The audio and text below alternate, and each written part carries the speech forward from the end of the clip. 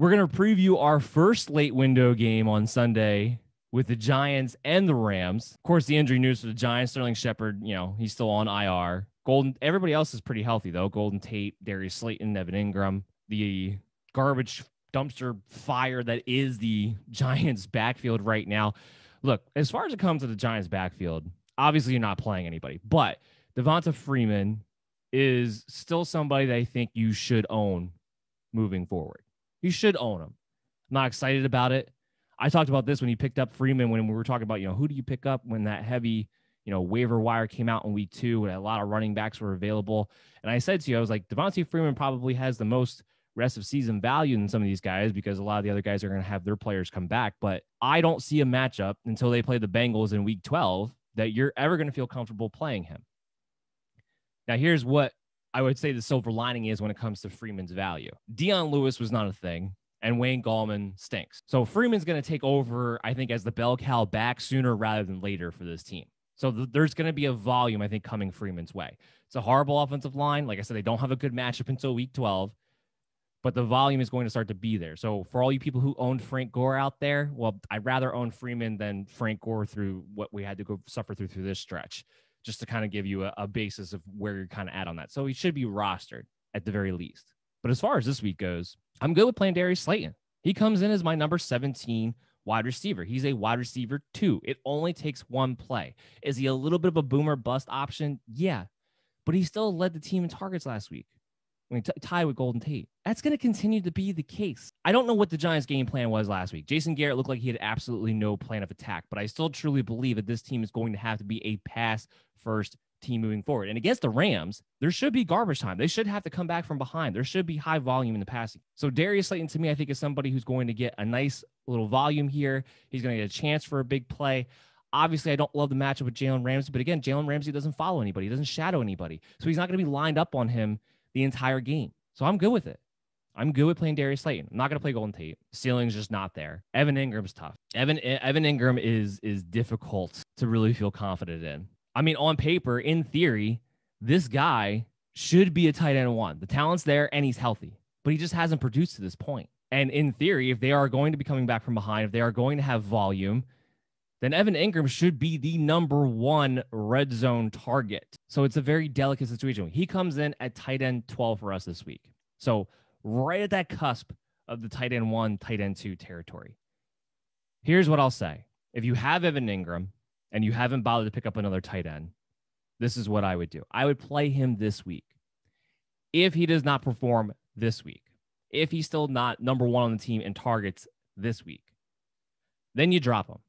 Then you consider yourself full-heartedly from week 5 on for the rest of the season, you are in tight end streaming strategy territory for the rest of the year.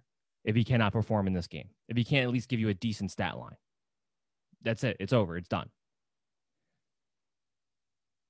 If that happens, go after Mo Alley Cox. That's the guy I'm going to keep telling everybody to go after. But I would play him this week, and then if he doesn't perform this week, that's it. The Evan Ingram experiment is over because you cannot continue to run him out there while he's actually healthy, which we don't know how much longer that will last, and he's still not performing. But in this matchup against the Rams, I do believe the Giants will play a little bit better, at least than what we saw against the 49ers last week. That game was just very odd to me. He still should be the red zone target and what should be a pass-first team from here on out. I'm gonna roll the dice one more week as my tight end 12. So on the Rams side of the ball, though, the big news, of course, for them is that Darrell Henderson is going to be the starter. Cam Akers is still not practicing. I don't believe Cam Akers is going to play this week. So if Henderson's getting the start, and he's looked infinitely better than Malcolm Brown for the past couple of weeks, and Cam Akers isn't going to play, well, Darrell Henderson might be looking at another 20-carry performance against the New York Giants, who have been getting torched on the ground games by every... Jerick McKinnon and Jeff Wilson Jr. combined for 3 touchdowns last week. If that doesn't tell you all you need to know about what you can do on the ground against the Giants, I don't know what does. So Darrell Henderson comes in as my RB14. He is a high-end RB2 for us this week. A must play. And you can have really great expectations for him as well. Malcolm Brown is not rosterable. Cam Akers is getting pretty close to that territory. Cam Akers getting pretty close to that territory. I am getting news now. We're going to hit that breaking news sounder one more time. Breaking news. Leonard Fournette is out this week with an ankle injury. That was another weird one. We didn't hear about his injury throughout the game. On Wednesday, he was listed out due to rest purposes. And then all of a sudden, yesterday was when he finally ended up on the injury report with an ankle injury. And now it just became official that Leonard Fournette is out. So Ronald Jones's value just went through the roof this week. DFS, redraft. He's going to have an opportunity to be a bell cow back. Now, I guess LaShawn McCoy is going to get mixed in a little bit because he has been getting mixed in on the passing game. I don't know why, but he has been. But not to an extent that it should really care. I don't love Ronald Jones. But if you're going to give me a running back who is going to get a bell cow worth of workload, which is what he's staring at now with no Leonard Fournette, Ronald Jones has to be a must play this week. And, obviously my rankings don't reflect this news. It just came out now. My rankings will get updated on bellyupfantasysports.com all throughout the weekend and will be finalized by Sunday morning for you. So this will get updated and we'll get an idea. But I can tell you off the top of my head, Ronald Jones is definitely going to fall in the RB2 territory for that game, without a doubt. So Tampa Bay offering some really late waiver possible production, because there could be a lot of guys who dropped Ronald Jones after the week 2, after people thought Leonard Fournette was going to take over at that point, or at least have had him on his benches. So they're providing you some late value here with Justin Watson being a must add and now Ronald Jones being a must start with this news of Leonard Fournette being out this week. So getting back to the Rams here, we were talking about Darrell Henderson. He's a must play. Cooper Kupp, Robert Woods, obviously they're must plays as well. It's a great matchup. I do have Ronald Woods for the first time since week 1 ranked ahead of Cooper Kupp. Robert Woods comes in at wide receiver 8 for me, while Cooper Kupp is wide receiver 13. So wide receiver 1, wide receiver 2, obviously you're playing them.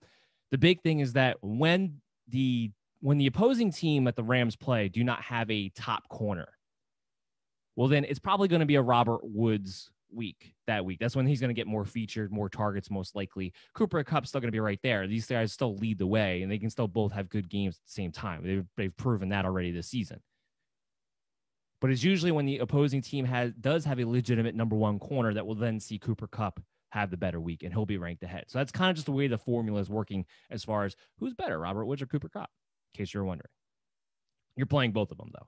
You're playing Tyler Higbee. He comes in at tight end 9 for us this week. Playing everybody against the Giants. Jared Goff is not our top, but one of our top streaming quarterbacks available this week. We have him at QB 14. I think there's a real chance he could finish in the top 10 against the Giants. So everyone is playable. Everyone is startable on the Rams against the Giants this week. Now we go ahead. We can get into the Patriots. We can get into the Chiefs. This is going to be one of the big games to watch. This is going to be the game of the week, I believe, as far as the Sunday afternoon games go. Because the true game of the week is going to be the Monday night game between the Packers and the Falcons. I believe we're going to see some fireworks on that. We are going to preview that game in a little short while here on this show. But as far as the Patriots and the Chiefs goes, look, from a fantasy perspective, it's kind of simple, right? Cam Newton, he's our number 11 quarterback. He is, a low-end QB1. He had a disappointing week last week from a fantasy perspective against the Raiders, but they didn't have to do too much offensively to win that game. The defense kind of came through. They got some good special teams plays. They just kind of set up in a situation where they didn't have to do a lot to win, and they won in dominant fashion. That's not going to be the case against Kansas City Chiefs. So the one thing that we know for sure that we're going to be able to count on Cam Newton to do in this game is run. I know a lot of people are saying, well, look, the Chiefs did a pretty good job bottling up Lamar Jackson for the most part in that game. The difference between the way the Ravens are playing right now with Lamar Jackson, the way the Patriots are playing right now with Cam Newton, is physicality. I didn't think I'd be saying this, but the Baltimore Ravens are not playing with the same kind of physicality, especially did in that Monday night, as they did a season ago. They're playing it safer with Lamar.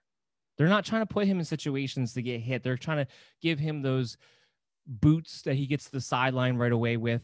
They don't want him running down the middle of the field. The difference between that and the Patriots right now, the Patriots don't care. Patriots are in 100% play bully football. And that's what we're going to see on Sunday. They don't care if they run Cam Newton down the middle. They don't care if they run Cam Newton as the goal line running back. And they don't care. It is 100% full throttle. As long as you are healthy, we are just going to try to out-bully everyone else. Now, I don't expect that to change against the Kansas City Chiefs. Julian Edelman's a must-play in this game. Now, he ranks out as a low-end wide receiver 2 for us, but he's still a must-play, especially in half-point, full-point PPR leagues. The volume's going to be there. And Kansas City does a very good job against perimeter wide receivers. I don't think Steve Spagnuolo and that defense get enough credit for that, but they still are very exposed to slot guys. It's the quick guys over the middle. Very exposed in that area. So I expect Julian Edelman to have a very decent game, at least in this one. The only guy I'm not going to play is Mecole Hardman, because again, like I said, they do very well against perimeter wide receivers. And Mecole Hardman, he's a guy who I think is a bit touchdown dependent to me. Comes in for me is more in the wide receiver 4 territory. If he caught a touchdown, he could enter that wide receiver 3 territory. But I think you just have a lot of better options, like a Justin Watson we talked about earlier in this show. There's a lot of better options going into this week than I believe Mecole Hardman. So he's not a must play for me. Really, when it comes to the Patriots, I think Cam Newton and Julian Edelman are the only must starts for me this week. Because the backfield, I don't know if Damian Harris is going to be activated this week. He has been practicing. He's eligible to return. I don't think that's going to wind up being the case because James White's back.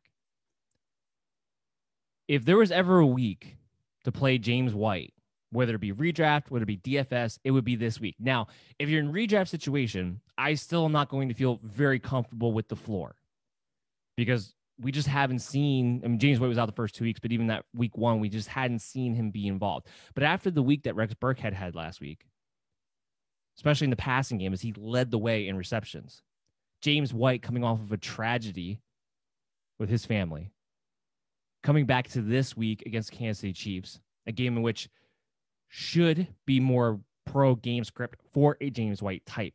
If there was ever a week to play him, it's this week. It's this week.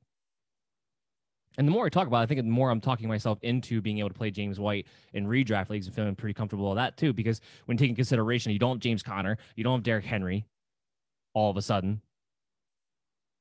You still don't have Raheem Mostert. You still don't have Le'Veon Bell. You still don't have Christian McCaffrey. You still don't have Saquon Barkley. All those situations out there, you are very well looking for a decent RB2, especially in half-point, full-point PPR leagues. There's a very good chance that James White could be right up there with Julian Edelman in targets this week. So James White, to me, is the only running back that you can play in this matchup, and I really would not be surprised if they had a particular game plan carved out for James White to try to have a good game this game.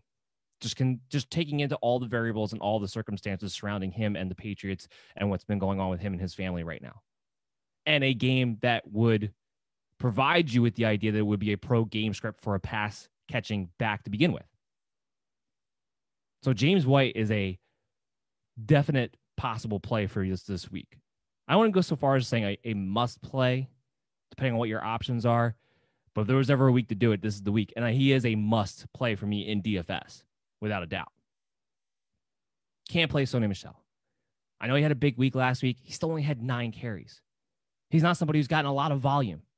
And last week against the Raiders is the best we've seen him play. I didn't know Sony Michel could run that far anymore.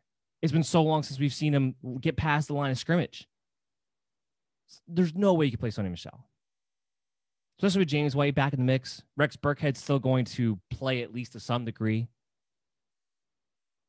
And being that J.J. Taylor out-snapped Sony Michel last week, I don't know how you play him. I don't. So I don't think you do. James White's the only running back that I think you can play. Move to the Kansas City Chiefs. Is this a great matchup for Tyreek Hill? Is it a great matchup for Sammy Watkins? No. The corners of the Patriots are pretty good. They're also pretty good with the Baltimore Ravens. And the Kansas City Chiefs will lit them up. We don't have to spend a lot of time with the Chiefs. You're starting Mahomes. You're starting Clyde Edwards-Helaire. You're starting Tyreek Hill. You're starting Travis Kelce. I think the question in everybody's mind is, can you also start Sammy Watkins? And with the way the Chiefs are playing right now, my answer to that is yes. He still had a high volume last week. He was still amongst the top of the players in targets last week. Mahomes is spreading the ball around everywhere. So does Sammy Watkins have the same ceiling as a Tyreek Hill? No. But he's got a heck of a floor, just the way that's off. And it doesn't matter what the matchup is. So I am okay playing Sammy Watkins as a wide receiver 3 this week, depending on what your options are. Because he does have a good floor, especially when it comes to half-point and full-point PPR leagues. And he is a guy who does have the ceiling of scoring a touchdown in any given week within this offense.